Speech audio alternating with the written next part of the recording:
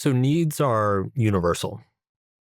They're very basic. They're almost like, a physical need is like food and sleep. Something everybody needs. It's there's no discussion or debate around it. And there's certain psychological needs as well, right? Like we have a need for belonging. We have a need to feel connected to other people. We have a need for personal autonomy. We have a certain need for a certain amount of certainty or predictability in our life. Otherwise, we become very anxious and scared. And what you notice with these needs is that when their needs are not being met, their mental health suffers pretty consistently across the board. But what's interesting is that different people develop different strategies to meet their needs, right? So my strategy for meeting my need or belongingness may be to, I don't know, join a church. And your strategy for meeting your need of belongingness might be starting a church. There you go. And it could be anything and everything, from the pickleball group you're in to the run club that you join to staying in touch with family, back home and calling your mom every day. Like these are all different strategies that we develop and employ to like meet our needs. And what's interesting is that those strategies are very diverse and they're different. And generally speaking, those strategies kind of fall into different categories, different ways of approaching meeting our needs. And you could say that there's like different prioritizations. Like if you're a very extroverted person, you probably meet your need of belongingness by surrounding yourself by a lot of people and interacting with a lot of people. If you're very introverted, then you probably meet your need for belongingness with only a few people, but you spend a lot of time with them or you're like very deeply connected with them. And these different strategies, they result in prioritizations. And those prioritizations are ultimately what we value, right? It's like, I don't value the pickleball club because that's not how I meet my need for belongingness. I value something else because that is how I meet my need for belongingness. Mm-hmm. It seems like our behaviors in life directly reveal what our values are, right? Because it's easy to get super psychological with it and thinking about it. But ultimately, like we move through the world motivated, inspired by what our values are. If somebody's thinking right now to themselves, what are my values? As it's an important thing to reflect on because it's going to inform so much of the subsequent actions that are derived from it. What are the first steps that you like to look at? Well, you already named it, which is look at your actions. Because a funny thing happens with all of us is that we wish we valued things that we don't, or feel socially pressured into it, or bought into a narrative at some point of like, oh, well, this is something I should value, or my friends value this, so maybe I should value that. Yet we struggle to actually follow through on it. I'll use a really basic example that comes up all the time. So I hear from a lot of young people, right, who they grew up, they went to a great school, got a great degree, maybe became a lawyer or a doctor, or and then one day they wake up when they're 30 and they're like, I don't want to do this. And I don't know why I don't want to, I don't know why I don't want to do this. And likely what happened along the way is that they convinced themselves that they valued something that they actually didn't. They thought they wanted to do law, but really what they wanted was maybe the approval of their parents, or maybe all of their friends were going to law school and they didn't want to feel left out, right? That is actually what they valued.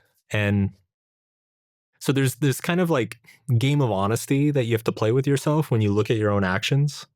Like really ask, why are you doing that? Or why are you not doing something? And be uncomfortably honest with the answers that you allow to come up. Because ultimately your actions never lie. Our minds and our mouths lie all the time. It's often without even us knowing it. It seems like as we grow and evolve as human beings, so too our values. And I've heard you just speak to how, in many ways, values are an effort to fulfill our needs in some different ways. And of course, that's going to change throughout the different stages of our life. What's something that used to be a value for you that isn't? And like, what are some of your primary values now? Oh, yeah. When I was young, What's interesting is that there are patterns around this too. Like it's generally young people really value exploration. You know, it's when you're a young adult, like everything's new, everything's exciting. You want to learn everything, you want to try everything, you want to date everybody. Uh, and then slowly you start learning what you really like and what you don't, and what works and what doesn't, and what's worth it and what's not. And then you eventually, kind of as you age and mature, you become pickier. So I'm I'm in middle age now, and so I've just become a lot pickier about the things that I'm willing to put my time and effort into. So when I was young, I wanted to go to every party. I wanted to talk to every cute girl I saw. I wanted to visit every cool place. I wanted to read every book. You know, there was like a genuine kind of young excitement about it, and sometimes I get very nostalgic for that because I don't feel that a whole lot anymore. But I think what I have now that I didn't have then is a deep sense of peace of I know what I value, I know what I care about, and I have been fortunate enough to successfully build a life around those things that I care about. So I have the privilege of spending most of my waking hours doing things that I like with people I like. And um and so while I may not have all the fun and excitement and crazy whacked out stories that my 20-year-old self did, I definitely I'm very satisfied. Or fail us, right? Like that's another way. You know, there's kind of the lack of excitement, but you know, often value change happens due to some terrible event in our lives, right? You know, a breakup, um, you lose a job, you lose a loved one, right? And it shakes up your values, what you care about. It makes you question a lot of things. Like, wow, I used to think this was so important, and now I realize that I was misguided, or I didn't see the full picture, right? But what you were saying about the value hierarchy, like ultimately, and this is one of the things I talk about in my books, is like everybody ultimately wants the same things. Like we're all human, so like we all like the same stuff in the abstract. We all like attention and validation, and we all want to be loved, and we all want to be admired, and we all want to enjoy nice things and experience a sense of status, and it's all actually very unoriginal. And this is why I find the struggles that people choose is actually a much better indicator, because it's just like when you look at the dreams and the fantasies and the pleasures that people have, um, they're very similar. They're very almost monotonous sometimes, and how identical they are. So it's not that like I have certain values and you don't have them at all. It's just what changes from person to person is like the place on the ladder that we put them, right? So for one person, their highest value in life might be family. And if you walked up to that person and you said, um, you have to be willing to give up your career to to make your family more stable and successful, that person would in a heartbeat say, absolutely, I'll do it. But then there's probably other people whose top value is their career. And if you offer them the same proposition, they would go the other way, right? And so again, that's the differentiation, is like, which one are you willing to sacrifice for? And that determines where on your hierarchy the value is, and kind of what the order of those values are. And then when life comes and you know, kicks you in the ass, which it does all of us,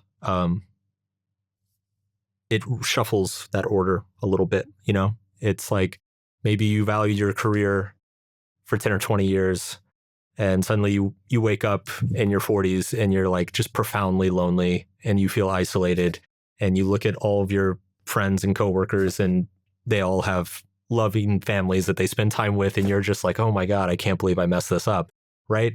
Like that shifting, like moving one value down a peg and one value up a peg, it's like an inherently uncomfortable experience, because you're literally like rearranging who you are in that moment. And so there's a lot of, it comes with a lot of emotion. It comes a lot with a lot of psychological tension. It comes with a lot of like confusion and sometimes like guilt or embarrassment. You know, it's like you go out with friends who used to know you for being one way, but you're not that way anymore. And so you feel out of place, and they're confused by your behavior. And so there's like all these awkward kind of moments of like, you're trying to figure out who you're supposed to be and they're trying to figure out who you're supposed to be. And so it is like a very inherently deeply uncomfortable process. And this is why I've just said forever that like change is inherently difficult. Like there's nobody's going to throw you a parade for, you know, discovering who you are. It's probably, you know, it's probably more like crawling through barbed wire is probably more equivalent. I think we do have that a really idealized notion of transformation. Yes. You know, and the reality of growth is movement and expansion, which is often rarely comfortable. Like yes. Hardly ever. Yeah. Yeah, I do think there are moments on the other side where you feel profoundly like deeply grateful and proud and joyous, you know, of like, oh my God, I overcame that, or I worked through that. But in my experience, it's usually an experience that happens after the fact when you're looking back. And when you're in it, you're like, this sucks. Like, get me out of this as soon as possible. There's a quote I love from Freud. He said, in retrospect, your greatest struggles will strike you as the most beautiful. And I've always loved that.